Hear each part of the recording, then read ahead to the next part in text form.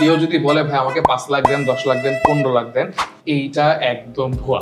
জাপানে এটা এক্সিস্ট করে যে আমার বিনামূল্যে চাকরি পাওয়া পসিবল। চাকরি যদি ভালো না লাগে, ভাষা যদি আমার জানা থাকে, 1-2 এর মধ্যে আমি চাকরিটা বদলিয়ে ফেলতে পারবো। তারা কিন্তু 1 বছর পরে পিআর অ্যাপ্লাই করতে পারছে। ফ্রিতে এই সার্ভিসটা প্রোভাইড করা কিভাবে পসিবল? ফ্রিতে করছি না, কিন্তু ক্যান্ডিডেট বা স্টুডেন্টদের কাছ থেকে কোনো পয়সা নিচ্ছি না আমরা। কোনো জাপানিজ কোম্পানি বা ফরেন কোম্পানি ইন জাপান তারাও কিন্তু আমাকে হায়ার করবে না। যা শুনেছেন বা আমরা যা জানি সবই সত্য। ওকে, এটা অবভিয়াসলি টক্সিক, কিন্তু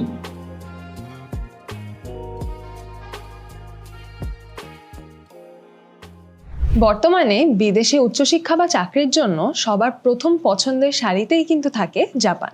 সেখানকার জীবনযাত্রা কিংবা সুযোগ সুবিধা আমাদের কাছে আকর্ষণীয় মনে হলেও সেখানকার জীবনটা আসলে কেমন, সেখানে যাওয়ার জন্য আমাদের কি করা উচিত, কি কি স্কিল আমাদের শিখে রাখা উচিত, এইসব সম্পর্কে কিন্তু আমাদের স্পষ্ট ধারণাটা অধিকাংশ সময়ই থাকে না।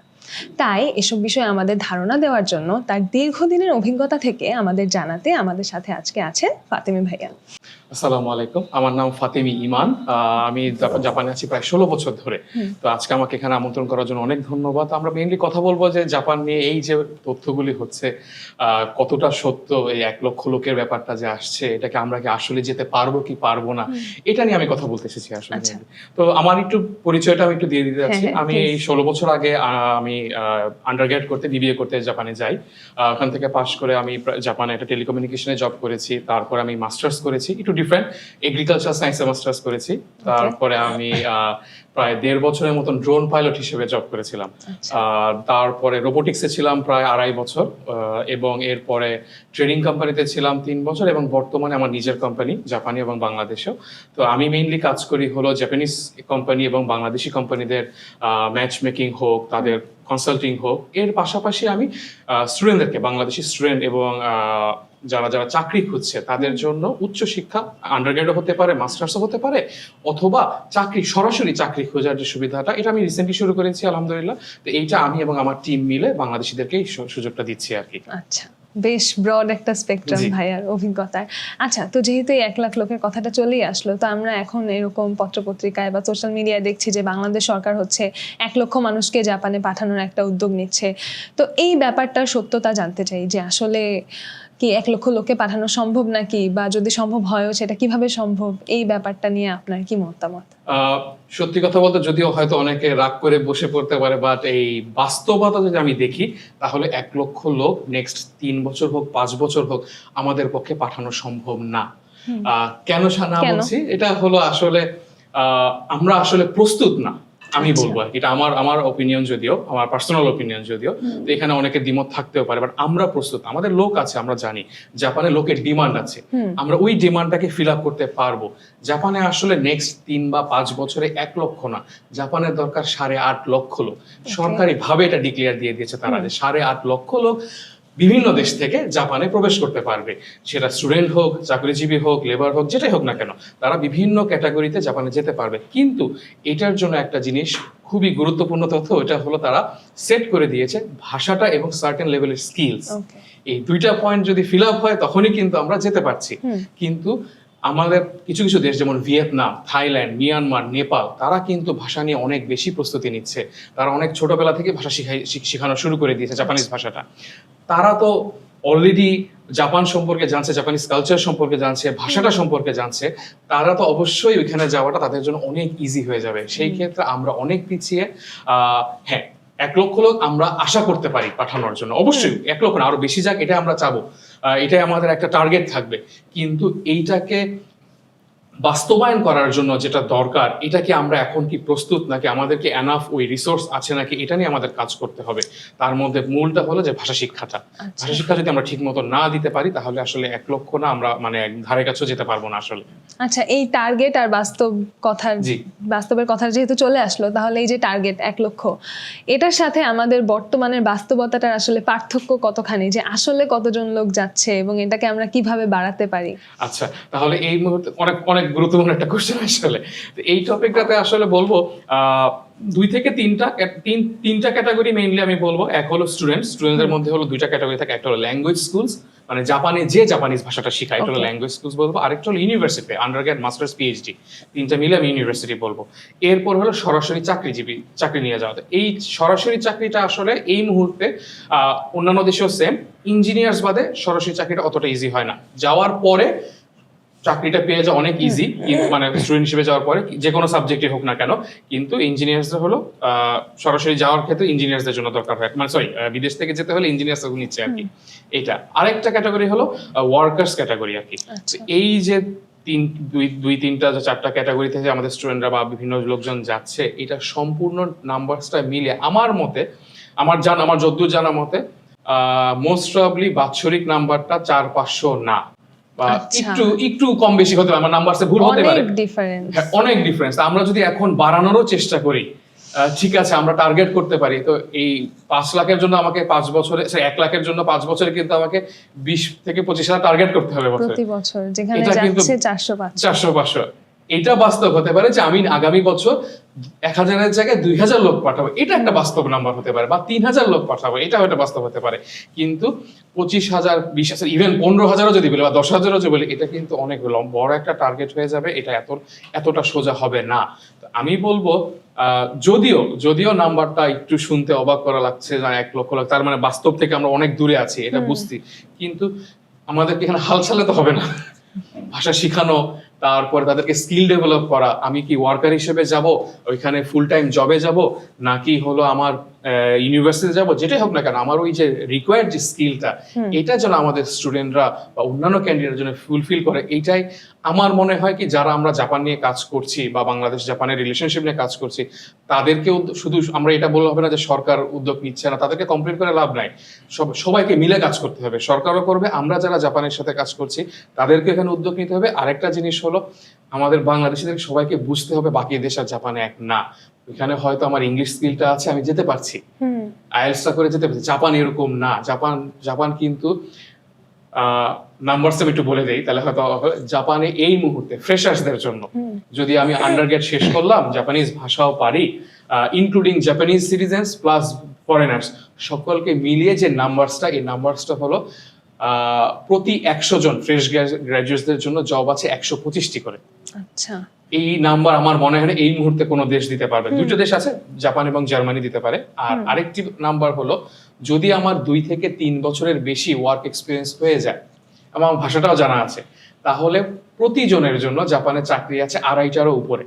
ওকে।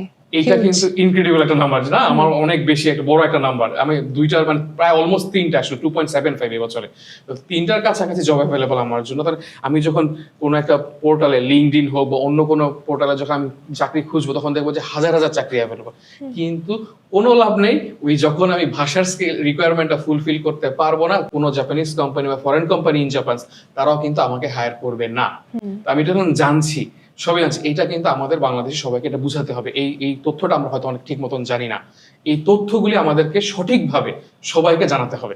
আচ্ছা, স্কিলের কথা যেহেতু আসলো, তো এই যাওয়ার জন্য বা আমাদের যাওয়াটা সহজ করার জন্য বা গিয়ে যাতে আমরা একটা সহজ লাইফ পাইতে পারি, এটার জন্য আমাদের আসলে কি কি স্কিল জানা থাকা দরকার বা কি কি স্কিল অর্জন করা উচিত? ওকে, স্কিল হলো, আমি আসলে ওই 1 2 3 যদি কেউ বলে ভাষা, ঠিক আছে, জাপানিজ স্কিলটা হলো সবচেয়ে ইম্পর্টেন্ট।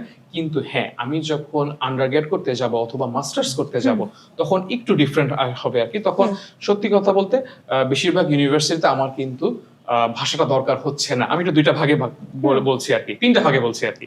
তো প্রথমে হলো স্টুডেন্টদের জন্য আসলে ভাষাটা দরকার, সে ইংলিশে এখানে এডুকেশন নিতে পারছে, কিন্তু যারা আন্ডারগ্রেড আছে তাদেরকে আমি রিকোয়েস্ট করব বা রিকমেন্ড করব যে যাওয়ার আগে অ্যাটলিস্ট জাপানিজ ভাষার লেভেলটা হয়তো আপনিও জানেন না হয়তো, যে 5টা লেভেল আসলে, N5, N4, 3, 2, এরপরে N1 হলো নেটিভ লেভেল, আর N5 হলো আমার বিগিনার্স লেভেল। তো আমি আন্ডারগ্রেডে যারা আছে তাদেরকে যদিও রিকোয়ারমেন্টে নেই, বাট আমি রিকোয়েস্ট করবো যে অ্যাটলিস্ট N5, আর যাদের সময় আছে আমি বলবো আগের থেকে প্রিপারেশন নিয়ে N4 শেষ করে যেতে। যদি এর বেশি করতে পারে খুবই ভালো। এটা হলো আন্ডারগ্রেড স্টুডেন্ট। যারা ল্যাঙ্গুয়েজ স্কুলে যেতে যাচ্ছে তাদের জন্য বলবো যে মিনিমাম N4 শেষ করে যেতে, তাহলে অনেক প্রবলেম হয় এখানে যাওয়ার পরে। আমি বলবো যে অবশ্যই N4 শেষ করে যেতে। আর যারা মাস্টার্স বা পিএইচডির জন্য চিন্তা করছে, তারা N3 নিচে করে যাওয়াটা বোকামি ছাড়া কিছু হবে না। কারণ কি ওইখানে যাওয়ার পর একটা ব্যস্ততা থাকবে, থিসিস নিয়ে কাজ থাকবে, অনেক কিছু কাজ হবে, তখন ওই সময় চাকরি খোঁজাটা কিন্তু গ্রাজুয়েশন অনেক আগে হয়ে যায় জাপানে। তো এই জব হান্টিং যেটা বলি আর কি আমরা, তো এই জব হান্টিং এর জন্য সে ওয়েল প্রিপেয়ার থাকবে না যদি না সে এন্ট্রি আগের থেকে শেষ করে যায়। এটা গেল আমার ইউনিভার্সিটি স্টুডেন্টদের জন্য। এখন আসি হলো ইঞ্জিনিয়ারদের জবদের জন্য। বাকি সব দেশ অলরেডি এই ফ্লোটা পেয়ে গিয়েছে। আমরা আলহামদুলিল্লাহ এত বছর চেষ্টা করে ফ্রেশার্সদেরকে মানে গ্রাজুয়েশনের আগে অ্যাপ্লাই করতে পারবে এই সুযোগটা নিচ্ছে এবং বিনামূল্যে। এটা একটু সরকার জানা উচিত। ফুল টাইম জবের জন্য বাংলাদেশি কোনো এজেন্সি যদি কেউ বলে full time jobs, first class job আমরা যদি হিসাব করি আর কি, যে হ্যাঁ white collar job, exactly, thank you, white collar job যদি বলি, কেউ যদি বলে ভাই আমাকে 5 লাখ দেন, 10 লাখ দেন, 15 লাখ দেন, এইটা একদম ভুয়া। এইটা পুরাই প্রতারণা, স্ক্যাম, এটা করা উচিত না। এটা পুরোপুরি বাই ল, জাপানিজ লতে 1 পয়সা নেওয়ার মানে হলো যে এজেন্সি এই টাকাটা নিচ্ছে তাদের জন্য 1 পয়সা নিল, 1 পয়সা নিলে 2 কোটি টাকার জরিমানা এবং আজীবন এই ব্যবসা থেকে ব্যান হয়ে যাবে সে। অনেক বড়, কিন্তু আমাদের বাংলাদেশে আমরা অনেকে সবকিছু করে আছি, এটা উচিত না। আমি বলছি আমরা আলহামদুলিল্লাহ এবার প্রথমবার এই বছর আমরা প্রথম নিয়ে এসেছি যে সরাসরি বিনামূল্যে কোনো ধরনের আন্ডারগ্রেড থাকা অবস্থায় কিছু কিছু certain CSC, mechanical, Tripoli, ICT, civil, বিভিন্ন ইঞ্জিনিয়ার্স ব্যাকগ্রাউন্ডে যারা আছে তারা ইচ্ছা করলে সরাসরি ভাষাটা কি হয়, আমি বলবো কি এই যে এখন কথাটা কি স্কিলটা দরকার, ওই বাকি সব দেশ N4 পাস করে অ্যাপ্লাই করছে, আমি তো কিছুটা হলো বাংলাদেশকে এই নতুন তো আমরা এই মার্কেটে, অন্য দেশ তো কম অলরেডি যাচ্ছে তারা, আমরা যদি আমি একটু চাচ্ছি যে আমাদের ছেলেপেলেরা যেন একটু ছেলেমেয়েরা একটু হলেও বাকিদের থেকে একটু আলাদা একটা ইমপ্রেশন ক্রিয়েট করুক। এটার জন্য আমি বলবো N3, তারা আন্ডারগ্রেডে থাকা অবস্থায় N3 শেষ করুক, গ্রাজুয়েশন করা লাগবে না, গ্রাজুয়েশন অনেক আগে 3rd ইয়ার অথবা 4th ইয়ারে তারা সরাসরি চাকরির জন্য অ্যাপ্লাই করতে পারবে। এটা হলো জাপানি সিস্টেম, ইন্টারভিউ হবে, চাকরি হবে, তার খালি টাইমলি তাকে গ্রাজুয়েশন কমপ্লিট করতে হবে, তাহলে সে জাপানে চলে যেতে পারবে। খুবই সুন্দর সিস্টেম। এটা হলো স্কিল রিকোয়ারমেন্ট হল, তার মানে তাকে এডিশনাল, এখন কিন্তু এডিশনাল কোনো স্কিলের পয়েন্ট আসছে না, তার কিন্তু আসছে যে আন্ডারগ্রেডটা সে সুন্দর মতন পড়ছে আর খালি ভাষাটা শিখছে। এরপর আসছে লেবারদের জন্য বা ওয়ার্কার্সদের জন্য, তাদেরকে স্কিলটা হলো আমাদের যেহেতু জাপানের ওয়ার্কার্স নেওয়া হলো প্রায়, আমি এক্সাক্ট নাম্বারটা সরি বাট 14 থেকে 16টা ক্যাটাগরি আছে আর কি। এই 16 ক্যাটাগরির মধ্যে বাংলাদেশকে অ্যালাউ করেছে 3টি ক্যাটাগরি, এগ্রিকালচার, কনস্ট্রাকশন এবং হলো কেয়ার গিভিং। এই তিনটি ক্যাটাগরির ক্ষেত্রে আমাকে মিনিমাম N4 লাগছে জাপানিজ ভাষা, কিন্তু কোনো ধরনের কোনো স্কিল মানে স্কিল না, এডুকেশন ব্যাকগ্রাউন্ড খুব একটা এখানে ম্যাটার করবে না।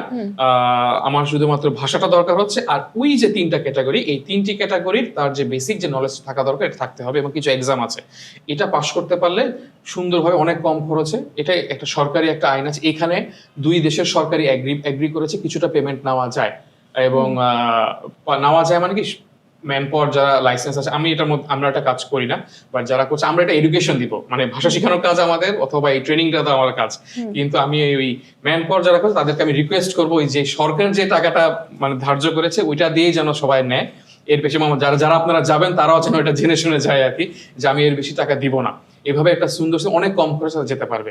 এই হলো আমার বিভিন্ন ক্যাটাগরি বললাম, এই স্টুডেন্টরা হোক, হোয়াইট কালার্স হোক অথবা আমার ওয়ার্কার্স হোক, সবাই কিন্তু যেতে পারবে, খুব সুন্দরভাবে যেতে পারবে, কিন্তু আমার স্কিল এবং ল্যাঙ্গুয়েজটা খুব ইম্পর্টেন্ট। এবং আমার যদি ভবিষ্যৎ চিন্তা করি, এই যে আপনাকে আমি যে 5টা লেভেল বললাম, হয়তো আমি N3 নিয়ে গেলাম, ইঞ্জিনিয়ার হোয়াইট কলার জবেই গেলাম, আমি হয়তো ওইখানে যে 4 বছর 5 বছরে আমি খুব ভালো ইনকাম করছি এবং 5 বছর চাকরি করলে আমার পাসপোর্টও হয়ে যাচ্ছে, সিটিজেনশিপ হয়ে যাচ্ছে, এই তথ্য আমরা অনেকে জানি না। তারপরে কিন্তু যদি প্রমোশন দরকার হয় তখন কিন্তু আমার N2 লাগতে পারে, বা একটা সিনিয়র পজিশন যাতে N2 লাগতে পারে, আমি যাওয়ার পরে থেমে থাকলে হবে না, ওখানে যে আমাকে স্কিল মানে কি ভাষাটা আমাকে ডেভেলপ করতেই হবে, এটা হলে আমার প্রমোশন হবে, আমার একটা বেটার ক্যারিয়ার এখানে বিল্ড করবো, তখন আর এই কমপ্লেন শুনবেন না এরকম দেশে আসছি এই ভাষা তো চলে না, ওরকম চলে না, কারণ জাপানিজ ভাষা তো জাপানেই না, সারা বিশ্বে এটার মূল্য আছে। জাপানিজ কোম্পানি টয়োটা গাড়ি, নিসান গাড়ি, হোন্ডা গাড়ি, এসি, তারপর আমার ল্যাপটপস, এই যা যা টেকনোলজি আমরা দেখছি, এটা শুধু আমাদের দেশে না, সব দেশগুলিতে ছড়ানো, ঠিক না? তো এই সব জাপানিজ কোম্পানি সারা বিশ্বে ছড়ানো আছে আর কি। সুতরাং যে দেশেই যাই না কেন, জাপানিজ কোনো না কোনো কোম্পানি আছে, জাপানিজ ভাষা জানার কারণে আমাকে ওই দেশের যে বাজার মূল্য আমার বেতনে থাকার কথা তার থেকে আমাকে ক্ষেত্র বেশি 2 থেকে 3 গুণ বেশি বেতন দিয়ে হায়ার করবে, জাস্ট আমার ভাষাটা জানার কারণে। অর্থাৎ আমরা যে শুধু জাপানিজ ভাষা শিখলে শুধুমাত্র জাপানে গিয়ে ক্যারিয়ার করতে পারছি এমন না, আমরা চাইলে ছড়ায় পড়তেও পারতেছি। এক্স্যাক্টলি, আমার নিজের পরিচিতের মধ্যে আছে যে জাপানে ক্যারিয়ার করে জাপানিজ সিটিজেনশিপ নিয়েছে, যেটা নাকি এখন বর্তমান বলবো যে ইউএসএ কানাডা থেকে অনেক ফাস্টার নেওয়া যায়। নেওয়ার পরে তারা কি করছে কি, তারা ওই জাপানিজ কোম্পানি হয়ে তখন বিভিন্ন দেশে পোস্টিং পাচ্ছে, অথবা তারা এই জাপানিজ কোম্পানির চাকরিটা পুরোপুরি ছেড়ে দিয়ে অস্ট্রেলিয়া হোক, ইউকে হোক, আমেরিকা হোক, যেসব দেশে তারা সরাসরি জাপানিজ কোম্পানিগুলোতে অ্যাপ্লাই করছে এবং ইংলিশও জানছে, জাপানিজ ভাষা তারা পাকাপোক্তভাবে পারছে, তাদেরকে তো অবশ্যই এখানে চাকরি দিবে, এবং শুধু চাকরি দিচ্ছে না, অনেক বড় বড় পজিশনে চাকরি পাচ্ছে তারা এখানে। এই জিনিসটা আমরা এই জন্য অনেকে ভুল ধারণা যে শুধুমাত্র হয়তো ক্যারিয়ার আমার জাপানেই হবে, তার মানে ভাষাটা আমাদের যদি এখানেও শিখি, বাংলাদেশেও শিখি, এই যে আমাদের থার্ড টার্মিনাল হচ্ছে, মাতারবাড়ি প্রজেক্ট হবে, আরো অনেক জাপানিজ প্রজেক্ট, কোম্পানি হাজার হাজার আসছে, কয়েকশো, হাজারটা একটু বেশি বলে হয়েছে, কয়েকশো কোম্পানি অলরেডি চলে আসছে ইনভেস্ট করতে। কিন্তু এই যে কোম্পানিগুলো তো লোকজন দরকার হবে, আমরা কি শুধু কি জাপানের আমাদের চিন্তা করবো চাকরি করার, বাংলাদেশেও তো জাপানিজ কোম্পানি আসবে। ভিয়েতনাম, থাইল্যান্ড কেন উন্নতি করেছে? তার কারণ কি তারা ওইসব দেশে, নিজের দেশে জাপানিজ কোম্পানিগুলিতে ভালো করছে। আমাদেরকে এখানে ভালো করার জন্য ভাষাটা একটু শিখলে অনেক বেশি ভালো করবো আমরা। ভাষাটা জানা থাকলে আমরা শুধু জাপান না, পৃথিবীর অন্যান্য দেশ, এমনকি আমরা বাংলাদেশে থেকেও আমরা জব অপরচুনিটিসটা অনেক বেড়ে যাচ্ছে আমাদের জন্য। আচ্ছা, তো আপনি কথা বলার সময় একটা ব্যাপার মেনশন করলেন যে যেই ব্যাপারটার জন্য যে জাপানিজ সরকার নিয়ম করেছে যে একটা পয়সাও নেওয়া যাবে না, যদি নেওয়া হয় তাহলে 2 কোটি টাকা জরিমানা হবে। তাও অনেক এজেন্সি নিচ্ছে, আপনারা নিচ্ছেন না যেটা মেনশন করলেন। তো এই যে মানে নিচ্ছেন না, এটা যে ফ্রিতে এই সার্ভিসটা প্রোভাইড করা কিভাবে পসিবল, বা আপনারা এটা ফ্রিতে কিভাবে দিচ্ছেন, বা আপনাদের তাহলে লাভটা কি হচ্ছে? খুবই খুবই খুবই ভালো একটা কোশ্চেন। না, আমরা ফ্রিতে করছি না, ফ্রিতে করছি না, কিন্তু ক্যান্ডিডেট বা স্টুডেন্টদের কাছ থেকে কোনো পয়সা নিচ্ছি না আমরা। আমাদেরকে ইউনিভার্সিটিগুলি এনাফ পে করে তাদের। আমরা জাপানের সিস্টেমটা হলো কি, উই আর নট এজেন্সি আর কি হিসেবে, তখন আমরা রিপ্রেজেন্টেটিভ হিসেবে কাজ করি আর কি। যে ইউনিভার্সিটি রিপ্রেজেন্ট, তাদের অফিস, তাদের admission office equals to our office আর কি। যে আমরা জাস্ট বাংলাদেশে একটা ব্রাঞ্চ অফিসের মতন চিন্তা করে, যদি আমাদের একই অফিস মাল্টিপল ইউনিভার্সিটিকে রিপ্রেজেন্ট করছে জাপানিজ, কিন্তু এই সিস্টেমের মাধ্যমে তারা আমাদেরকে এই যে অফিস চালানোর খরচ হোক, ইয়ে হোক, এনাফ পে করছে। এটার জন্য আমার ওই যে 2 পয়সা বেশির জন্য আমি বাংলাদেশে একজন স্টুডেন্টের কাছ থেকে, ভাই আমাকে একটু টাকা দাও, তোমাকে হেল্প করে দিচ্ছি, এইটা আমরা করতে রাজি না। কারণ কি, আমার একটা জাপানে যাওয়ার পরে এই যে আমরা বললাম যে শুধু তো ভাষার সাথে তো শুধু ভাষা না, কালচারও শিখেছি, ওদের সিস্টেমও শিখেছি, ওইখানে সিস্টেমে দেখেছি যে ক্যান্ডিডেট সাইড থেকে কোনো পয়সা না হয়, একটা সিস্টেমেটিক হয়ে আছে। তখন আমার মনে জাগলো আমিও কেমন এইভাবে করা যায়, সুন্দরভাবে আরো ইউনিভার্সিটিগুলো নিয়ে আসি। এবং হ্যাঁ, কোম্পানিগুলির ক্ষেত্রে অনেক দিনের স্বপ্ন ছিল এটাকে আনার, আলহামদুলিল্লাহ এখন নিয়ে আসতে পেরেছি। এই ইউনিভার্সিটি নিয়ে কাজ করেও কিন্তু বাংলাদেশে হাতে গোনা কয়টা, মানে 2 থেকে 3টা কোম্পানি বলো, তাদের মধ্যে আমরা একটা। তো এটা আমি খুবই নিজেকে খুব, আমার নিজের টিমের সাথে আমি খুব প্রাউড ফিল করি আর কি। আরেকটা হলো যে জব নিয়েও কিন্তু ওই একই 2 থেকে 3টা কোম্পানি বেশি নেই, তো ওই আমরাও তার মধ্যে একটি আর কি, মানে জব, হোয়াইট কলার জবস এর ব্যাপারে।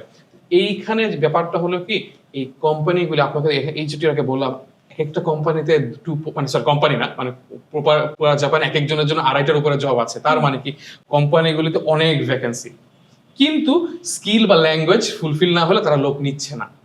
এই জন্য তারা যেটা করছে, বিভিন্ন আমার মতন এরকম রিক্রুটিং এজেন্সি, আমার নিজের এইচআর লাইসেন্স আছে জাপানে, তো এই যে কোম্পানিগুলিকে যে হায়ার করছে, তারা কি করছে, যে কোম্পানিকে বলছে তুমি আমাকে একটু লোক খুঁজে দাও, হেড হান্টিং বলছে আর কি, আমরা নিজেকে হেড হান্টার বলি আর কি, আমাদেরকে লোক খুঁজে দাও, বিনিময়ে তোমাদেরকে আমরা পয়সা দিব। তার মানে কি, আমি ওই যে এজেন্সি আপনি বলছেন, তারা ওই জাপানিজ কোনো না কোনো কোম্পানি থেকে টাকা পাচ্ছে, জাস্ট ডাবল একটা ইনকামের জন্য তারা ক্যান্ডিডেটের কাছ থেকে টাকা নিচ্ছে। এটা কোনো প্রয়োজন, এটা স্ক্যাম। আর আমাদের যে শর্ত, আমরা যেহেতু একটা ইনকাম হচ্ছে আমার কোম্পানি থেকে, আমি শুধু কেন, বরঞ্চ আমি যদি এটাকে লং টার্ম চিন্তা করি, যে আমাদের একটা ইমেজ, ভালো ইমেজ ক্রিয়েট করি, যে আমার এখানে বিনামূল্যে যেতে পারে, অবশ্যই আমি মনে করি যে বাংলাদেশিরা বুঝবে, একটা না একটা সময় যে বুঝবে। কারণ কি, আমরা আসলে ওই দেশে একটা কনসেপ্ট হয়ে গেছে, বিদেশে যাওয়ার জন্য আগে টাকাটা দিব, ভাই কত টাকা লাগে, এইটাই হলো আমরা কথা বলি বিদেশ যখন বলি, কিন্তু যে আসলে বিনামূল্যেও যে যাওয়া যায়, এই কনসেপ্ট আমাদের দেশে এখনো নেই। জাপানে এটা এক্সিস্ট করে, যে আমার বিনামূল্যে চাকরি পাওয়া পসিবল। এই জন্য আমি আলাদা করে এই প্রশ্নটা করলাম, কারণ আমাদের মনে এই কনসেপ্টটাই থাকে যে আমার যাইতে হইলে আমি যার থ্রুতে যাবো, আমার তাকে হচ্ছে পে করতে হবে, এবং তারা ওই ধারণাটা ভাঙে না নিজেদের পকেটমারি করার জন্য। তো এই জন্য আমাদের এটা জানা থাকা খুব দরকার যে আসলে ব্যাপারটা কিরকম, আসলে পিকচারটা কিরকম। টাকা আমি নিতে রাজি আছি, ওখানে নিব জানেন, ওই যে ল্যাঙ্গুয়েজ শিখতে আসলে আমার কাছে, আমার ল্যাঙ্গুয়েজ কোর্স আছে, ওইটাতে হলো ঠিক আছে, আমি কিছু জাপানিজ কর্পোরেট কালচার শেখানো হয়েছে। কিন্তু যদি কেউ বলে যে ভাই আমি তো ইউটিউব দেখে বা অন্য জায়গা থেকে শিখে ফেলেছি, ভেরি গুড, কোনো সমস্যা নেই, অথবা অন্য একটা অনলাইন কোর্স করে শিখেছি, কোনো সমস্যা, তাকে আমরা সম্মান দেওয়া উচিত বরঞ্চ। কিন্তু আমি এখন আমার কোর্স আছে এগুলি, এটা পেইড কোর্স আছে, কিন্তু আমার কোর্স শিখে নাই দেখে আমি তার সাথে কাজ করবো, আমাকে টাকা না দিলে কাছে, এই কনসেপ্টটা থেকে আমরা দূরে থাকতে আছি। Yes. যে এজেন্সি আছে, আপনারাও যারা আছেন কাজ করছেন, আমি সবাইকে সবার উদ্দেশ্যেই বলছি, এটা সত্যি কথা বলতে আপনারা পারবেন।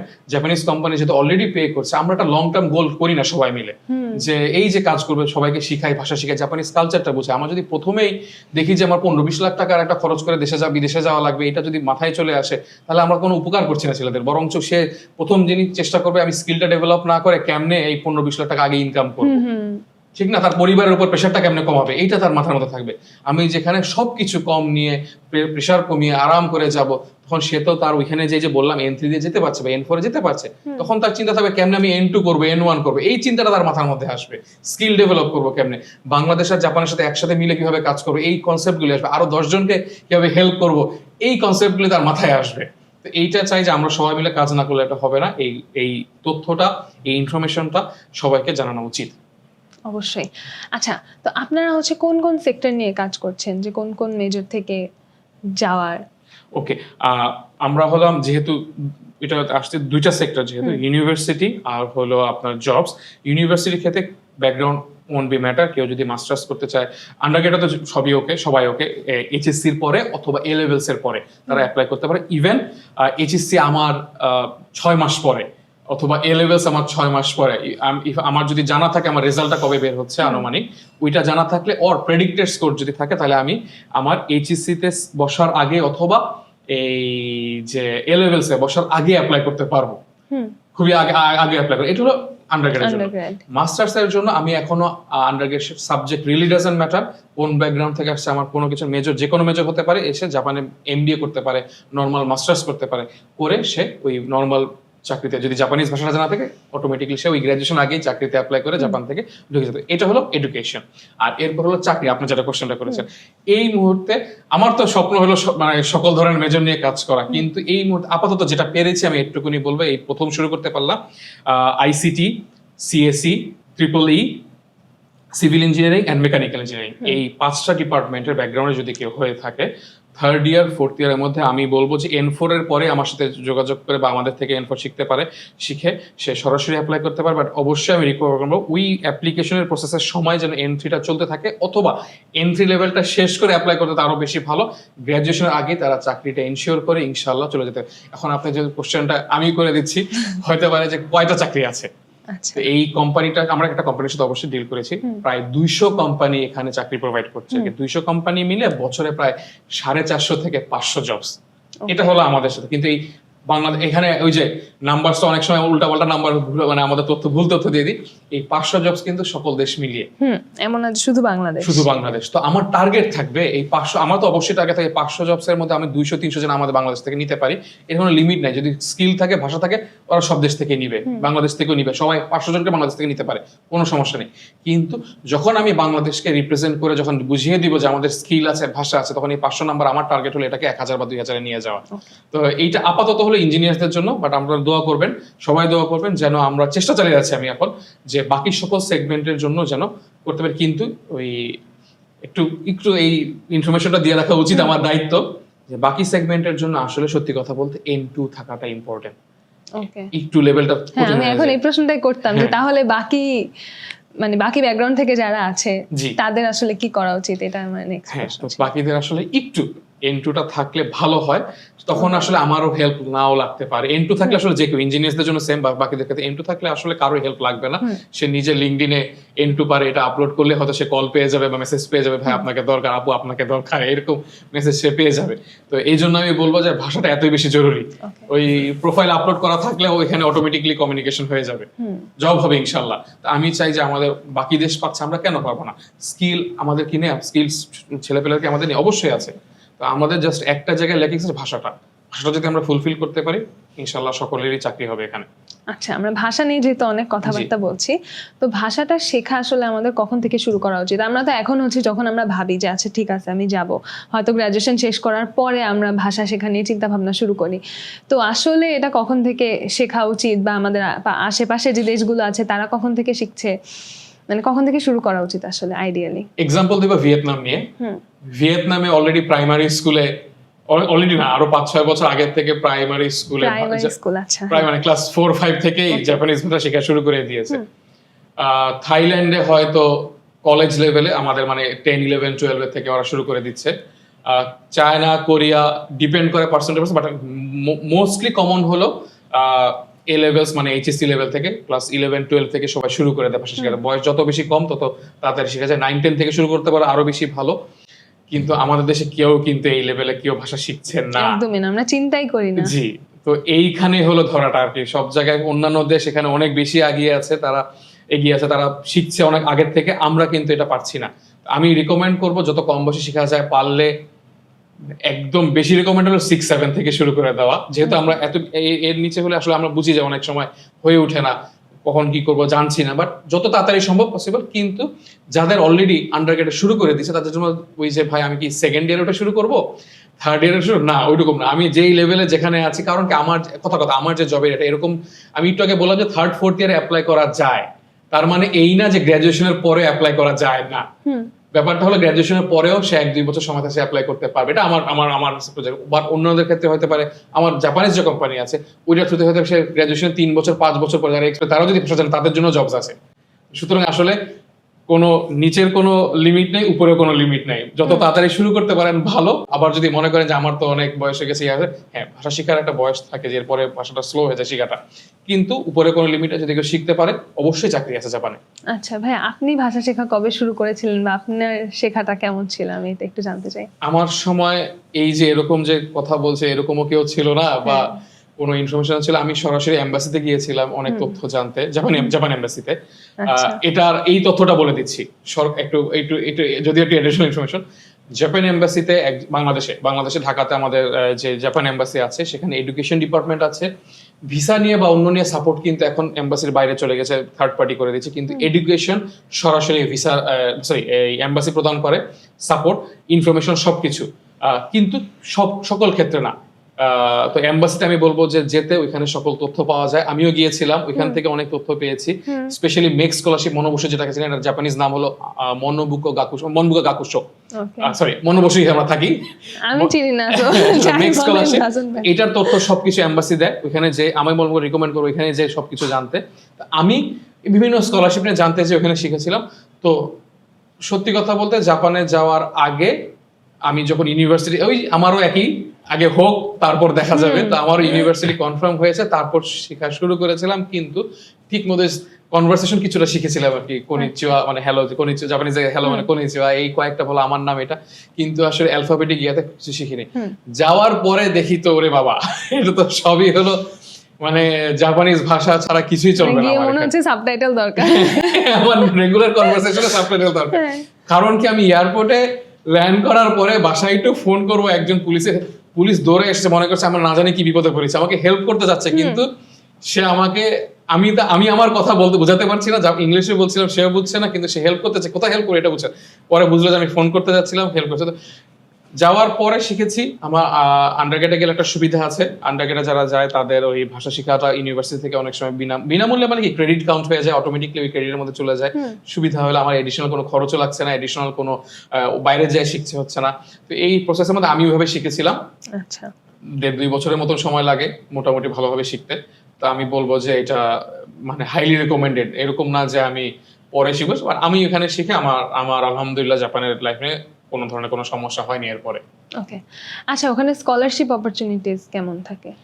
স্কলারশিপ বলার আগে একটি পয়েন্ট বলে দিই, জাপানের বেশিরভাগ স্কলারশিপ অন্য দেশের থেকে ডিফারেন্ট। অন্য দেশের ডোমেস্টিক স্টুডেন্টদেরকে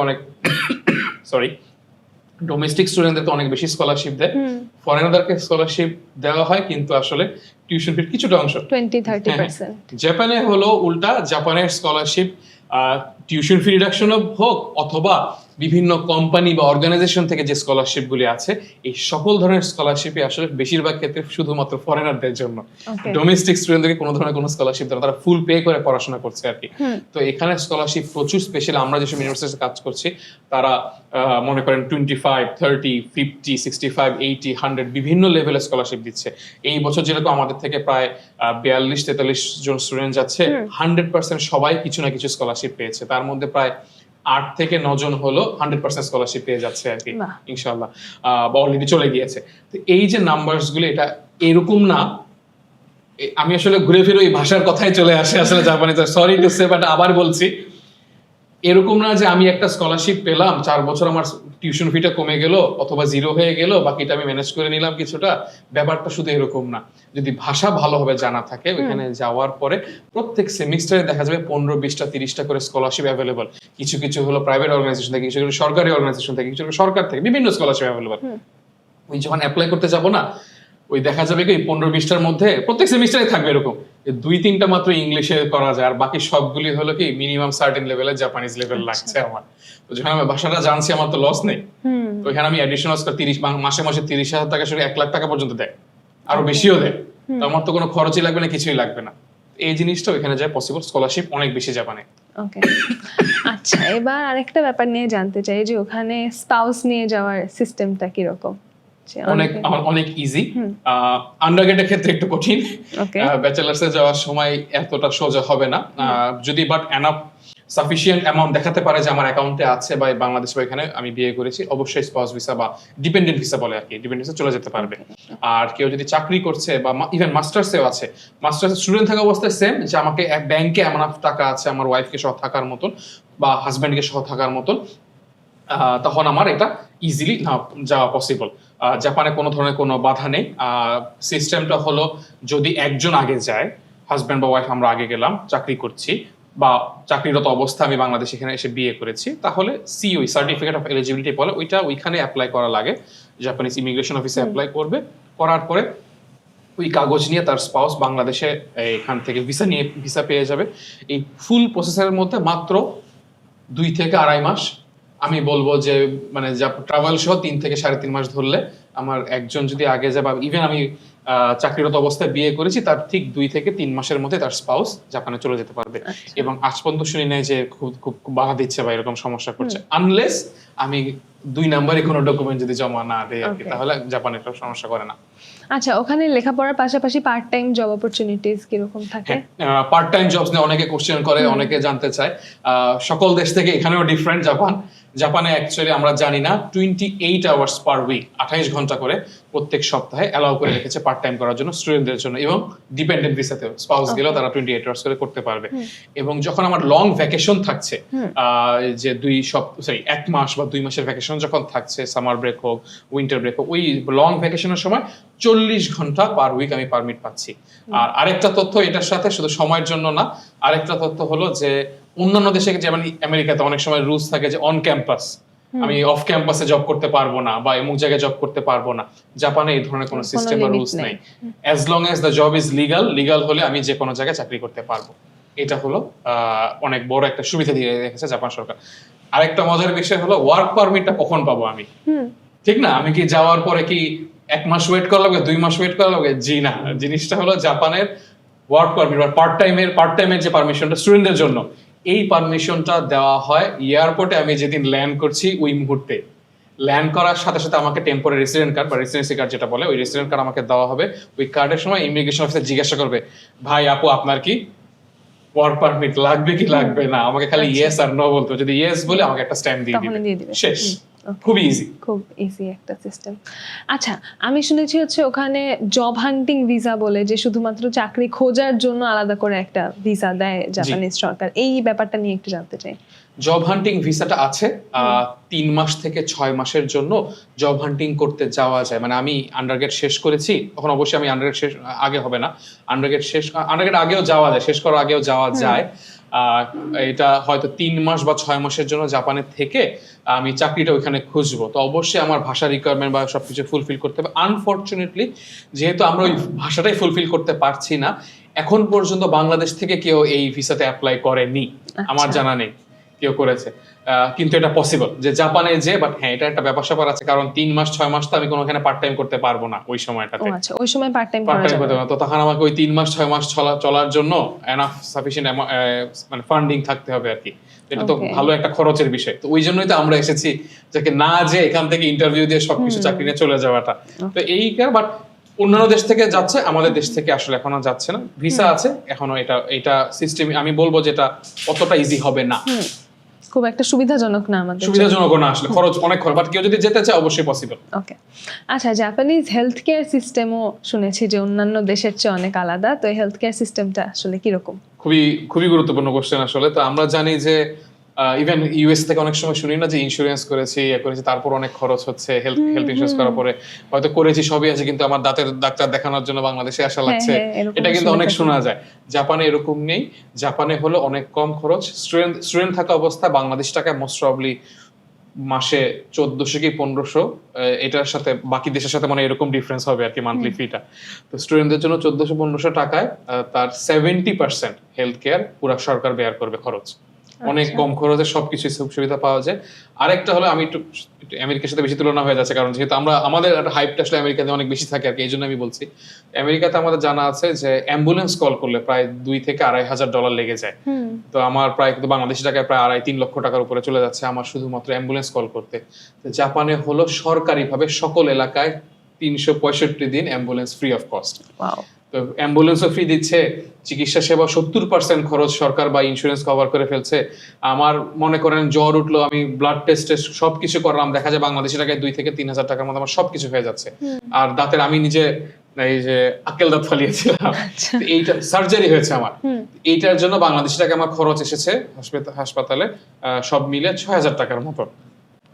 এটা আমার মনে হয় না অন্য ফার্স্ট ওয়ার্ল্ড কান্ট্রিতে এই প্রাইসে ইভেন বাংলাদেশেও এর চেয়ে বেশি হবে। এক্স্যাক্টলি। তো এইটা পসিবল। হেলথ কেয়ারটা আমরা জানি না, এটা আমাদের ততটা জানা নেই, এই জন্য আর কি আমাদের মানে হেলথ কেয়ারটা অনেক বেশি বেনিফিশিয়াল জাপানে। তো ওই যে প্রথমে আমরা কি কম্পেয়ার করি কি বেতনটা কোন দেশে বেশি, জাপানের বেতনটা আসলে একটু কম, এটা সত্যি কথা। কিন্তু আসলে যে জাপানের যে বেনিফিট গুলি যে অনেক উপরে আছে, ইভেন দ্রব্যমূল্যের প্রাইসও যে অন্য দেশ থেকে আসলে অনেক রিজনেবল প্রাইসে অনেক কিছু কিনা যায়, এটা আমরা জানা নেই, আমাদের অনেকেরই জানা নেই। তো এটা আমাদের এই যে হেলথ কেয়ার হোক, দ্রব্যমূল্য হোক, সবকিছু লিভিং কস্টটা আসলে হ্যাঁ টোকিও বা সহ অনেক বেশি এক্সপেন্সিভ জাপান, কিন্তু বেতনের সাথে তুলনা করলে আসলে এইটা ম্যানেজ করা পসিবল এবং সেভিংসও রাখা পসিবল সার্টেন লেভেল। অবশ্যই ক্যারিয়ারের 1-2 বছর না, হয়তো সার্টেন বোনাস বেশি দিতে জাপানিজ কোম্পানিগুলি একটা পর্যায়ে যায় সেভিংস করা পসিবল। আচ্ছা, ওখানে পিয়ার পাওয়ার সিস্টেমটা কিরকম? এখানেও অন্য দেশ থেকে সবকিছুই আসলে অন্য দেশ থেকে একটু ডিফারেন্ট জাপান, ওরা কালচারটা আসলে সবকিছু একটু আলাদা করে রেখেছে। তো জাপানে আসলে পিয়ার আর আমার দুইটা জিনিস, তো আমরা তো হলো নর্মাল কনসেপ্টটা কি, একটা দেশে যাব, অস্ট্রেলিয়া ধরি 1-2 বছর পর আমাকে পিআর দিচ্ছে, তারপর আরো অনেক বছর থাকার পর আমাকে পাসপোর্টটা বা সিটিজেনশিপটা দিচ্ছে আর কি, এইটা হলো আমরা কমনলি ধরি আর কি। জাপানে হলো দুইটাকে দুই ভাবে ধরা হয়েছে আর কি, এটা আমি বলবো সিটিজেনশিপ, এটা হলো পিআর। পিআরটাকে একটু টাফ করে রেখেছে, ওকে, উল্টা আর কি। সিটিজেনশিপটাকে অনেক ইজি, এটা আমরা জানা নেই। জাপানে যদি 5 বছর চাকরি করা হয়, ফুল টাইম জব যদি 5 বছর হয়ে যায়, তাহলে আমি সরাসরি সিটিজেনশিপের জন্য অ্যাপ্লাই করতে পারবো। কেউ যদি জাপানে গ্রাজুয়েশন করে, মাস্টার্স হোক আন্ডারগ্রেড হোক, জাপানের একটা ডিগ্রি নাম হচ্ছে, জাপান সরকার তাকে এটা সম্মান দিচ্ছে, তার জন্য হলো 3 বছর। 3 বছর চাকরি করলে, মানে গ্রাজুয়েশনের পরে 3 বছর চাকরি করলে তার সিটিজেনশিপ হয়ে যাচ্ছে আর কি। আর পিআর এর জন্য হলো এখন, আগে ছিল হলো 10 বছর থাকা লাগতো জাপানে, এখন আর ওই সিস্টেম নেই।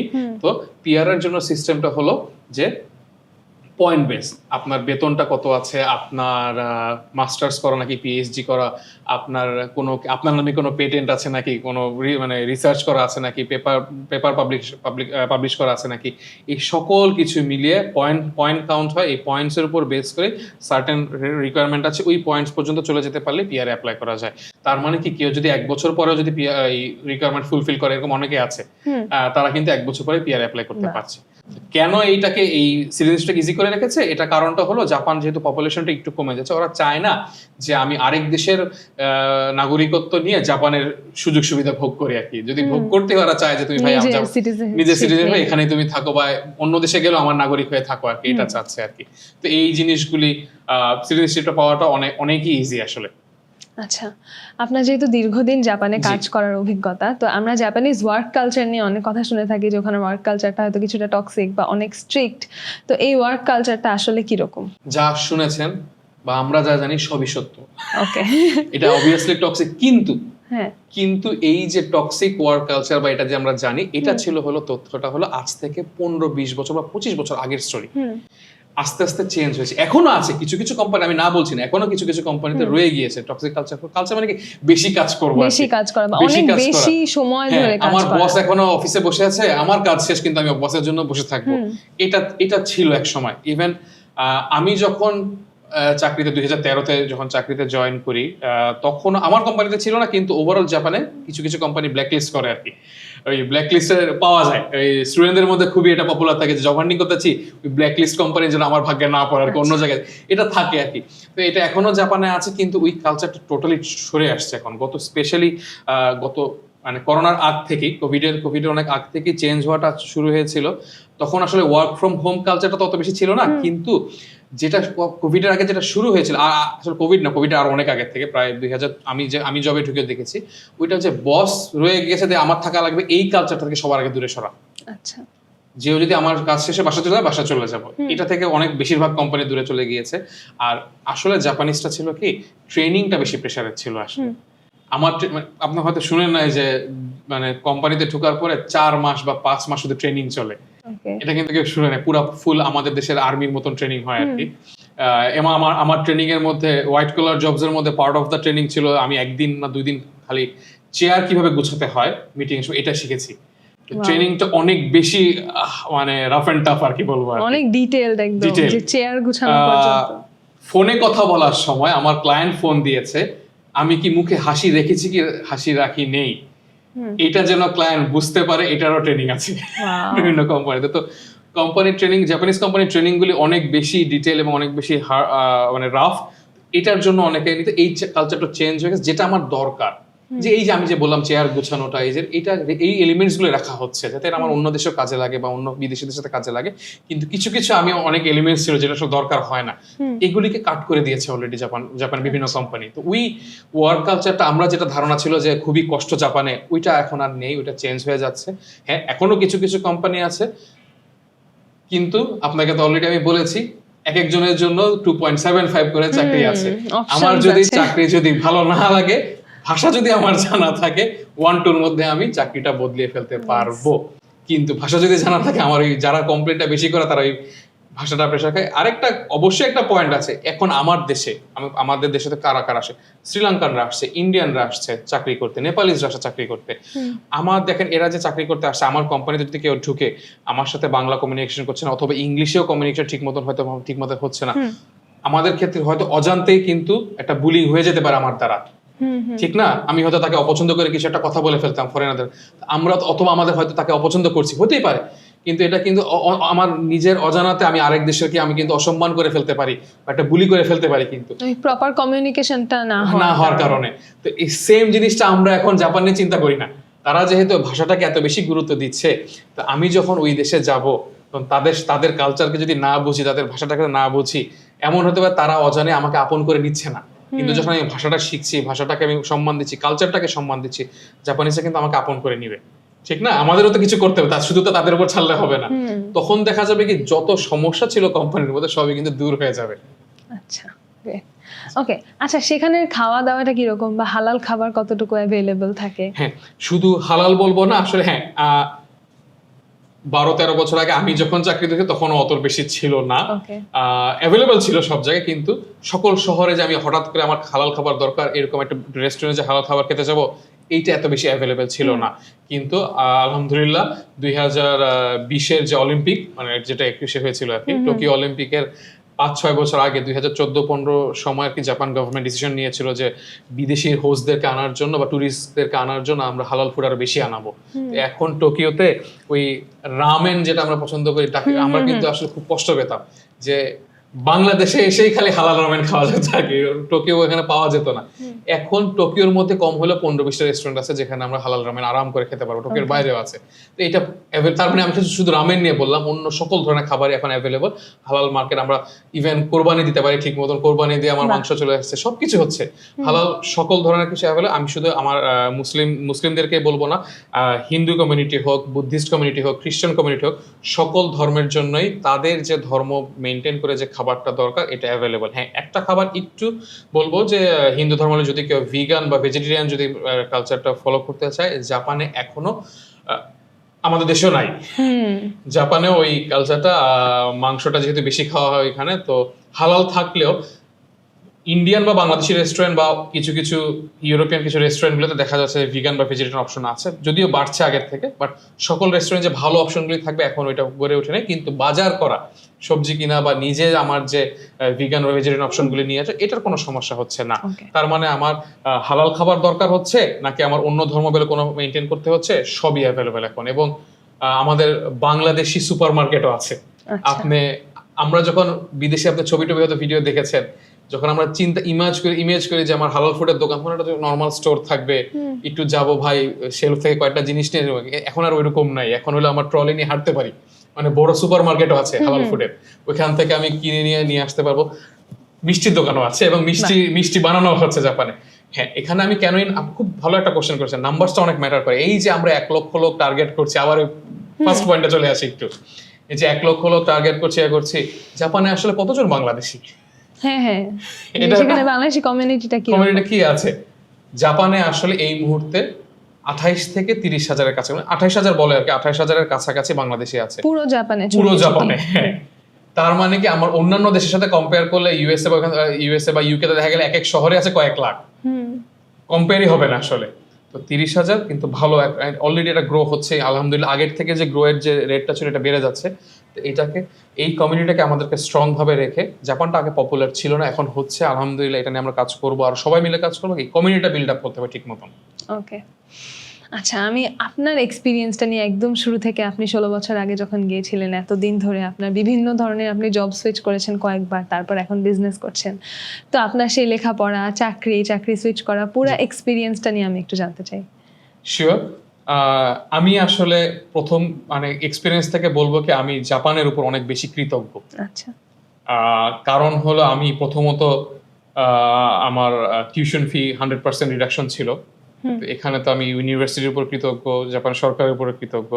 যাওয়ার পরে আপনি লেখাপড়া করেছেন ভাই কি নিয়ে? গ্র্যাজুয়েশন? আমি পড়েছি বিবিএ করেছি, মার্কেটিং এন্ড ইন্টারন্যাশনাল ট্রেড ছিল আমার মেজর। আমি ওইটার পড়ালেখা করে 4 বছর এখানে জাপানি পড়ালেখা করেছি রিৎসুমি এশিয়া প্যাসিফিক ইউনিভার্সিটিতে। এরপর আমার চাকরি জীবন শুরু টেলিকমিউনিকেশনে। ওকে। তো এইখানে যেটা ছিল যে এই লাস্টের 2 বছর ক্যারিয়ারে ইউনিভার্সিটির, আমি টয়োটারই একটা কোম্পানি আর কি, ট্রেডিং কোম্পানি টয়োটা, ওইখান থেকে 2 বছর আমি স্কলারশিপ পেয়েছিলাম। আবার আমার কোনো বরঞ্চ টাকা বাঁচতো আর কি মাসে, সে আলহামদুলিল্লাহ। জব যখন পেলাম, জাপানের টপ 10 এর মধ্যে ছিল কোম্পানিটা তখন, কেডিডিআই কর্পোরেশন। আমাদের বাংলাদেশে তাদের ব্যবসা আছে, তাতে কেডিডিআই কর্পোরেশন 2.5 বছর ছিলাম টেলিকমিউনিকেশনে। এরপরে আমার আগের থেকে নিয়ত ছিল মাস্টার্সের দিকে আগানো, কিন্তু সাবজেক্ট নিয়ে একটু চিন্তা করছিলাম। তখন মনে হলো, আমি এখানে এইচএসসি পর্যন্ত সায়েন্স ছিল, তো চিন্তা করলাম একটু ডিফারেন্টে যাওয়া যায় নাকি। এত যে ডিফারেন্ট যেতে পারবো এটা বুঝি নাই কখনো। তো আমি মাস্টার্স করেছি এগ্রিকালচার সায়েন্সে, মেইনলি ইন্টারমিডিয়েট পর্যন্ত সায়েন্স, এরপরে বিবিএ, এরপরে এগ্রিকালচার, মাঝখানে টেলিকমিউনিকেশন আছে। টেলিকমিউনিকেশন তারপর এগ্রিকালচার। তো এগ্রিকালচার করেছি আমি ইউনিভার্সিটি অফ টোকিও থেকে, মাস্টার্স করেছি। এমএসসি 2 বছর পর। ওই সময় আমি টেকনোলজি নিয়ে কিছু কাজ করতাম, এগ্রিকালচারে ড্রোন টেকনোলজি নিয়ে কিছু কাজ করতাম। ওই সুবাদে আর কি একটা কোম্পানির ড্রোন কোয়ালিটি কন্ট্রোল, যদি এগ্রিকালচারের কাজের স্বপ্ন ছিল করতে পারিনি, বাট আমার ড্রোন টেকনোলজি একটা ওই কোম্পানি ড্রোন প্রোডাকশন করতো আর কি। ওই কোম্পানিতে আমার চাকরি হয়ে যায়, ওইখানে জয়েন করি। ওইখানে প্রায় 1.5 বছরে আমি drone pilot, mainly manual fly করে কোয়ালিটি কন্ট্রোলগুলি চেক করতাম আর কি। এবং ওই সেম কোম্পানি পরবর্তীতে ড্রোন ছেড়ে দিয়ে তারা ওয়্যারহাউস রোবটস, মানে মানুষ এবং রোবট কিভাবে কাজ করবে, রোবটগুলি ডেভেলপ করা শুরু করলো। ইনিশিয়াল 6 মাস হলো রোবট বিক্রি করতাম, সেলসম্যান ছিলাম। বিভিন্ন মানে কোম্পানির কাছে যে রোবটের প্রেজেন্টেশন দিতাম, স্টার্টআপ কোম্পানি ছিল, প্রেজেন্টেশন দিতে হতো রোবট। যখন কোম্পানিটা ভালোভাবে গ্রো হয়েছে তখন আমি দায়িত্ব ছিলাম অপারেশনসে। তো এখানে আমার একটা ইন্টারেস্টিং এখানে ক্যারিয়ার আছে, ওইটা হলো যে রোবট নিয়ে ট্রেনিং দিতাম ক্লায়েন্টদেরকে, হোয়াইট কলার হোক, ওয়ার্কার্স হোক, সবাইকে রোবটটা কিভাবে ইউজ করতে হবে, সিস্টেমটা কিরকম, ইঞ্জিনিয়ারদের কাছ থেকে আমি শিখে নিয়ে পুরা ফুল সিস্টেম শিখে নিয়ে তাদের ক্লায়েন্টসদেরকে আমি ট্রেনিং দিতাম। আপনি যখন ট্রেনিং এর কথা আসছে তখন বুঝে গেছেন যে আমি জাপানিজদেরকে ট্রেনিং দিতাম আর জাপানিজ ভাষাতেই ট্রেনিং দিতাম। এবং স্পেশালি যখন ওয়ার্কারদের সামনে, তখন আমার ওই কালচারে ঢুকতে হতো আর কি। অনেক সবার বিদেশি একজন করে আমার ফ্যাক্টরিতে যদি একজন বিদেশি চলে আসে হঠাৎ করে কি না কি বলতেছে, এত সোজা না, কিন্তু আমরা তো শুনতে চাবো না। তো ওইখানে আমাকে তাদের সাথে বসে তাদের ভাষায় সুন্দরভাবে বুঝিয়ে বলতে হবে, এবং খুব কমিউনিকেশন, মানে কালচারালি কমিউনিকেশন বলবো আর কি এটা। তো ওইটা করেছি। এরপর আমার একটা ট্রেডিং কোম্পানি, জাপানিজ থালা বাসন ওকে। থালা বাসন বিক্রি করতাম আমি হলো অস্ট্রেলিয়ার, তাইওয়ানের ক্লায়েন্ট, আমাদের নিজস্বই ক্লায়েন্টদের কাছে। তো এখানে হলো থালা বাসন বলবো কি, জাপানিজ কাটলে মানে আপনার যে কারিগরি যেটা, জাপানিজরা আসলে অনেক ফোকাসড। আমি যে কাজটা করব এটাকে একদম মানে একদম পুরো পারফেক্ট করা পারফেকশনের উপরে নিয়ে যাবো আসলে বলা হয়। ওরা পারফেকশন তো 100%, তো একজন 100 টাকা দিয়ে একটা জিনিস কিনবে, আমি যদি পারফেক্ট জিনিসটা না দিই তাহলে তো আমার ভুল হয়ে যাবে, এটা হলো মানে পাপ হয়ে যাবে এরকম একটা জিনিস হতে। আমি কেমনে এই 100%-এর বেশি দিব তাকে, আমার এটা এই চিন্তা থাকবে। জাপানিজ মাইন্ডসেটটা এরকম। তো এই যে এই জিনিসগুলি বানাতো আপনি পয়সা দিয়েও কিনতে পারবেন না, পয়সা দিয়ে কিনতে পারবেন, কারণ ওই টাকা দিলে আর বিক্রি করবেন এরকম বিক্রেতা আছে আর কি। তাদের কারিগর কে ইউজ করবে, কোন দোকানে ইউজ হবে থালা বাসনগুলি, এটা তারা চেক করে, গ্লাস প্লেট এগুলি তারা যেটা কষ্ট করে বানাচ্ছে এটা প্রপার ইউটিলাইজ ইউটিলাইজেশন হচ্ছে, এক্স্যাক্টলি এটাও তারা চিন্তা করে। তো এখানে আমি জাপানের অনেক ডিপে ঢুকেছিলাম এই আমার 3টা বছর ক্যারিয়ারের। তখন অলরেডি আমার বাংলাদেশে আমার জব কোম্পানি দেওয়া হয়ে গিয়েছিল, স্টুডেন্টদের নিয়ে কাজ করা শুরু করেছিলাম। তো আলহামদুলিল্লাহ আস্তে ধীরে শুরু, 2জনকে নিয়ে শুরু করেছিলাম, তারপর 4জন 5জন 6জন একসাথে। আমি আরেকটা আমার ক্যারিয়ার আছে আসলে, আমি আসলে বাংলাদেশের অ্যাপেক্স ফুটওয়্যার, তাদেরকেও জাপানে রিপ্রেজেন্ট করি। আলহামদুলিল্লাহ আমাদের অনেক বেশি জুতা জাপানে যাচ্ছে, এটা আমাদের জন্য একটা প্রাউড। তাদেরকে আমি জাপান মার্কেটে আমি টেক কেয়ার করি আর কি তাদের, এবং আমি বাংলাদেশ সরকারকে ট্যাক্স দিচ্ছি এখানে। এটা আমি একটা আমার কোম্পানি আমাকে ট্যাক্স দিচ্ছে, আমার কোম্পানিও বাংলাদেশ সরকারকে ট্যাক্স দিচ্ছে। এই বাংলাদেশ সরকারকে ট্যাক্স দিতে পেরে আমি অনেক খুশি। তো এই হলো আমার ক্যারিয়ার। এরপরে আমি গত বছর আর কি আমার ওই সবকিছু চাকরি চলছিল, ব্যবসাও চলছিল, এগুলো সবকিছু ছেড়ে দিয়ে নিজে বাংলাদেশের কোম্পানির উপরে ফুল ফোকাস করি, এবং নাম্বারসটা অনেক আলহামদুলিল্লাহ ওই রিফ্লেকশন দেখেছি। যেখানে আমরা হয়তো হাইয়েস্ট হয়তো 15-20 জনের বেশি পাঠাতে পারতাম না, এখন আমাদের প্রায় 40 জন স্টুডেন্ট আমাদের এই বছর যাচ্ছে আর কি। আমি এখন পুরো ফুল ফোকাস ডেডিকেটেড, এবং যেহেতু বিনামূল্যে সার্ভিস আমার নাম্বারস নিয়ে আমার এই সত্যি কথা বলতে নাম্বারস বাড়লো না কমলো আমার কিন্তু আসলে কিছু যায় আসে না, আমি এটা বলতে পারি ইচ্ছা করলে, কিন্তু ওইভাবে বসে থাকার লোক আমি না আর কি, যে কিভাবে আমাদের বাংলাদেশি স্টুডেন্টদেরকে আরো বেশি হেল্প করা যায় এটার উপর উদ্যোগ নিলাম, সবকিছু ছেড়ে দিয়ে আমি কাজে নামবো আর কি। তো এই হলো, এখন আমি এটাতে আছি। আর আরেকটা মোটিভেশন হলো আসলে আমার গত বছরে আমি জুলাই মাসে চাকরি ছেড়েছি আর কি। তো ওইখানে অনেক কিছু মনে, কারণ ওই মাসে ওই সময় গত বছর 2024 অনেক কিছু আমরা জানতে পেরেছি যে আসলে বিদেশে গেলাম, আমার দেশের প্রতি কন্ট্রিবিউশন কিন্তু ওইখানে শেষ না, এটার আমার বিশ্বাস ছিল অনেক আগের থেকে, যেটা নাকি আমাদের বাংলাদেশের আমার মনে হয় গত বছর আরো বেশি বুঝতে পেরেছে। রেমিটেন্স হোক, এই যে আমরা যে ব্যবসা করছি এখানে এসে, এটা হোক, যেটাই হোক না কেন, বিভিন্ন দেশের ইনভেস্টরদেরকে নিয়ে আসা, যেইভাবেই হোক না কেন কন্ট্রিবিউশন কিন্তু নিজের দেশের প্রতি করা পসিবল। আমি এখনো করে যাচ্ছি আমি মনে করি, কিন্তু আমারটা হয়তো সামান্য, ঠিক না, আমারটা সামান্য হলে কিছু না কিছু চেষ্টা করছি আরো বেশি করার। এরকম মনে করবো যে বিদেশে থেকে করা পসিবল। এইটার যে মোটিভেশনটা, আমাদের মোটিভেশন আর ইনফরমেশনটা, অনেকে মনে করি বিদেশে গেল ব্রেন ড্রেন হয়ে গেল, শেষ, বাংলাদেশে তো শেষ হয়ে গেল, না, কানেকশনটা টিকায় রাখা দরকার এবং টিকায় রাখা উচিত এবং পসিবল, অনেক ভালোভাবে পসিবল করা। তো এই বিদেশে যাও বাংলাদেশের উপর যে কন্ট্রিবিউশনটা করা যায়, এটা আরো ভালোভাবে রিয়েলাইজেশন এবং বুঝতে পেরে আমি আসলে চাকরি বাকরি সব ছেড়ে দিয়ে আমি এই বাংলাদেশের এবং জাপানের রিলেটেড কাজের উপরে আমি ফোকাসড। এখানে আরেকটা তথ্য আছে, আমি যেহেতু এটা আজকে আমরা এডুকেশন নিয়ে কথা বলছি, এটা নিয়ে থাকবো, কিন্তু বা স্কিল নিয়ে কথা বলছি, বাট আমি অবশ্যই কাজ করি হলো আরেকটা জিনিস, যে জাপানিজ কোম্পানি এবং বাংলাদেশ কোম্পানি যে match making, business match making, এটা নিয়ে আমি কাজ করি, কনসাল্টিং সার্ভিস প্রোভাইড করা, এগুলি নিয়েও কাজ করি, এবং ওইটা আমার আলহামদুলিল্লাহ ভালো যাচ্ছে। তো আমি এখানে দুই দেশকে মিলাতে পেরে বা দুই দেশের মানুষজনকে মিলাতে পেরে আমি খুবই খুশি। আচ্ছা, আমি একদম আমাদের কনভারসেশনের শেষ পর্যায়ে চলে এসেছি। তো আমার লাস্ট প্রশ্ন হচ্ছে যে আপনার অ্যাডভাইস কি থাকবে যারা হচ্ছে জাপানে যাওয়ার কথা ভাবছে বা সেখানে লেখাপড়া বা ক্যারিয়ার গড়ার কথা চিন্তা করছে? অ্যাডভাইস ওই এতক্ষণ ধরে যে পটর করে আমি কথা বললাম, আসলে একটাই জিনিস, ওই ভাষা। তো ভাষাটা যদি আমরা আগে শিখতে পারি, এবং আমি অনেক প্যারেন্টসকে এখানে রিকোয়েস্ট করব, যারা ছোট বাচ্চারা আছে তাদেরকে আগের থেকে শেখানো শুরু করা যায়, অথবা 6, 7, 9, 10 যেই লেভেলে থাকুক না কেন, কলেজে উঠেছে কোনো সমস্যা নেই, তাকে ভাষাটা শেখানো শুরু করে দেওয়া যেতে পারে। এখন আমি যেহেতু বলেই দিচ্ছি, আমরা ইনফরমেশন জানতেই পারছি যে আমাকে যে জাপান যেতে হবে এরকম কোনো কথা না, বাংলাদেশেও এনাফ জবস থাকবে, অন্য কোনো দেশে জব করতে গেলেও সেখানেও জাপানিজ ল্যাঙ্গুয়েজের ভ্যালু বাড়বে। বাট অবশ্যই আমরা জাপানে যাওয়ার একটা টার্গেট অবশ্যই থাকবে। তো সব মিলে আমি অ্যাডভাইস করবো জাপানিজ ভাষাটা ভালোভাবে গুরুত্ব দিতে, এবং যারা অলরেডি আন্ডারগ্রেডে পড়ছেন বা পড়ছো, বা মাস্টার্সে আছো, বা চাকরিজীবী আছেন আপনারা, তাদের জন্য একটা অ্যাডভাইস হবে, যদি আপনারা স্কিলটা জাপানের কোন কোন সেক্টরে কোন কোন স্কিলের হাই ডিমান্ডটা আছে, এটা যদি আমরা জানতে পারি তাহলে এমন হতে পারে আন্ডারগ্রেডে থাকা অবস্থায় শুধু ভাষা না, পাশাপাশি কিছু সার্টিফিকেশন এখন অনেক কম খরচে করা যায় একটা কোর্স। 1,000 2,000 3,000 টাকাতে আমরা একটা অনলাইনে একটা কোর্স করে ফেলতে পারছি আর কি। তো এই কোর্সগুলি করে নিয়ে নিজের স্কিলটাকে একটু হলে বাড়ানো, এই জিনিসটার উপর ফোকাস থাকে। এবং যারা চাকরিজীবী তারাও যদি জাপানে যাওয়ার চিন্তা করে এমবিএ করে ইজিলি, আমরা এটাও সাপোর্ট করছি বিনামূল্যে, যে আপনি এমবিএ করে সাথে সাথে বা একটা মাস্টার্স করে সরাসরি জবে ঢুকে যান ওইখানে, আপনি শুধু ভাষা শিখলেই হচ্ছে। কিন্তু তারপর আমি রিকোয়েস্ট করব প্রফেশনাল একটু ক্যারিয়ারটাকে একটু উপরে ওঠার জন্য কিছু কিছু অ্যাডিশনাল স্কিল, প্রজেক্ট ম্যানেজমেন্ট হতে পারে, তারপরে আমার প্রোগ্রামিং এর একটা লেভেল আপ হতে পারে, যেটাই হোক না কারণ যার যে লেভেলে আছে ওই লেভেলে কাস্টমার সার্ভিস হতে পারে, একটু স্কিল আপ করলে আরো বেশি ভালো হবে। Okay, thank you so much Fatima অনেক ভাইয়া। ধন্যবাদ। আমরা আজকে অনেক কিছু জানতে পারলাম যেগুলো হয়তো আমরা নর্মালি জানতে পারি না। আপনাদের সবাইকেও ধন্যবাদ এতক্ষণ ধরে আমাদের সাথে থাকার জন্য। আসসালামু আলাইকুম।